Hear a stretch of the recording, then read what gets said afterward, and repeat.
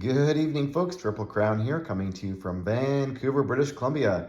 This is a round 9 summary operation, cool summer, and it has been cool in Vancouver the last few days, but the sun is now shining. We've had 24 hours of rain, so happy the sun's out. I was able to get in a bike ride today and spend some time with my children. Now just doing a recap. So let's talk about the Middle East. So the Italians have punched through. They're being a pest with their lone light tank and medium bomber. They captured Iran. So that territory is not worth any money. However, it does present a challenge for the British to get their NO bonus, and that also opens the pathway for the Germans. The Germans have about 11 tanks coming in their Air Force, coming through the Caucasus and a bunch of other stuff. They also have recaptured Greece from the British, who captured Greece so they could annex Turkey, and that might have been maybe what the Germans wanted. They are now prepared to take Turkey next turn with about 10 tanks and about 5 or 6 other units, and the Italians are in behind them. So there's a two-pronged attack headed towards Cairo in the Middle East. And the Italians over here, they're still making a healthy 23. They're building Navy now. They've got 2 transports in the water, and they are prepared to do something. But hey, hold on, what's going on? The British over here, and the Americans, they lost the battle for Spain and preventing the Germans from getting into Barcelona, but it wasn't all bad because the British built a naval base in Portugal. I don't know if you can see it there, which allowed the American Navy to swing around the Horn.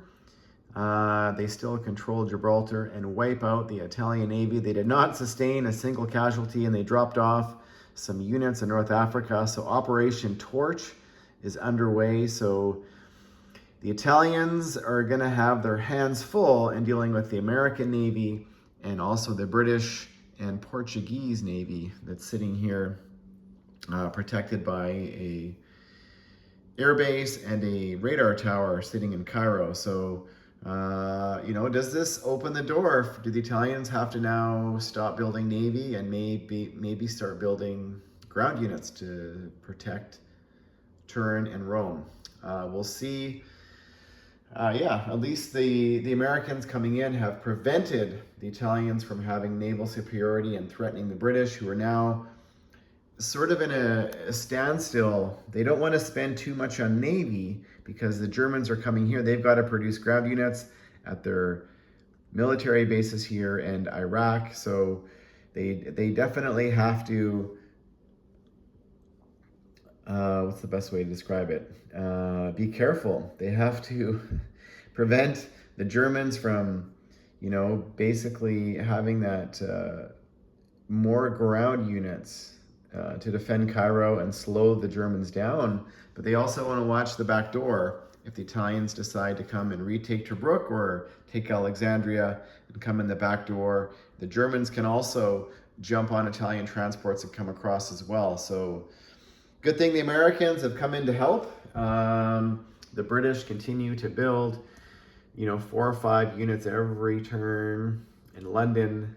Currently, the Germans only have 1 naval transport in the water. The Allied fleet has backed away from Spain, and it's now sitting there, combined Canadian, British, and American fleet. Some American transports and a British transport sitting in the Azores. The American Navy has taken out the Argentine coastal battleship. It did sustain 1 damage, but it's at a naval base, so it'll repair. And the Argentine Navy is still making its way away from Argentina, and I don't know where they're going to go, but they're definitely a distraction for the Americans who are chasing them. The Americans have one territory left in Chile if they want to have all of South America under their control. They are now in position to attack it next turn. They were not in position the last turn. And over here, the Japanese have successfully decapitated the pseudo-capital of the Russians in Novosibirsk, and they are surviving with about 7 units there and their air force. But that created a little bit of problems. The KMT punched out, and they took Urumqi back from the Russians, which was expected. However, it activated the Mongolian army, who are now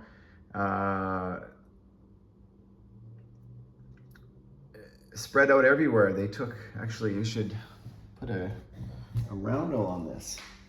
The Russians don't collect the money, but this territory goes back to the KMT and the CCP. So the CCP will effectively be back in the game for maybe a round or two. This is kind of a distraction.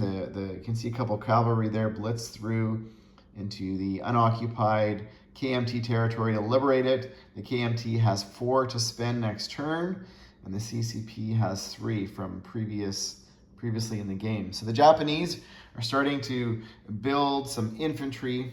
Actually, this territory as well is Russian. Forgot to mark it. So there you go. But Russia doesn't collect the money because they don't have any capital left, but at least it's under Russian control for now. The Japanese also built a naval base and reinforced Sumatra. We'll get into what's happening with naval activity. And they backed out of Bangladesh. Well, at least they're playing ping pong with it, but they grabbed a couple infantry and used it to at least fortify Burma. And they've got all their transports now and a small little navy here at a naval base ready to go do something. We're not sure what yet, but it would be able to link up with the large Japanese Navy of about 47 units sitting here in Sea Zone 91. And yeah, the Japanese are definitely going to want to protect their economy and get some more ground units over to the Money Islands. You can see here there's a combined British Navy now with 2 naval transports sitting there ready to go towards probably any island territory that would be a walk-on would be a good candidate just to chip away at the Japanese economy. But this territory here, this sea zone off of Dutch New Guinea, is also joined by the American Navy, which is about the same size, but the Americans have 4 loaded transports, and the combined Anzac and British have 2. There is another American transport. The Americans did liberate New Guinea last turn.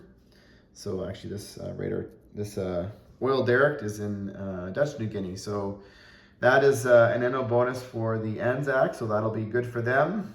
So the Japanese, you know, they have to build navy and they have to build ground units to protect their holdings. Looks like Calcutta might be safe now for the game. We'll see. It's round 9. Do the Japanese, with their air force here and their air force here, do they take a push for Calcutta and sacrifice maybe some of their navy? We will see what they do. The Americans are over here in Hawaii with 5 naval transports and about 4 destroyers ready to come down. They're two turns away from being down here in Dutch New Guinea. So that's a little bit of a problem in the sense that the Japanese can get more naval units here quicker than the Americans can here. The Americans are, well, actually, if they built a naval base here, I never even saw that. If they build a naval base here, they are 1, 2, 3, and then 1, 2. So that would be a smarter play. The American Navy should have gone there last turn to Marshall Islands, not to Hawaii. But you know, that was a mistake, obviously. The Americans built a battleship, 3 cruisers, and another 4 transports back home. And the Canadians, well, actually the British built another naval transport off the coast of British Columbia. 1 transport here. There's two Canadians from British Columbia sitting here in Hawaii. ready to liberate an island somewhere, a Japanese-held territory. So we'll see what the Allies do on the Pacific and the Japanese, and it's pretty straightforward here. This is lots of ground and pound action, but definitely, the Americans also dropped off 4 infantry here in South Africa.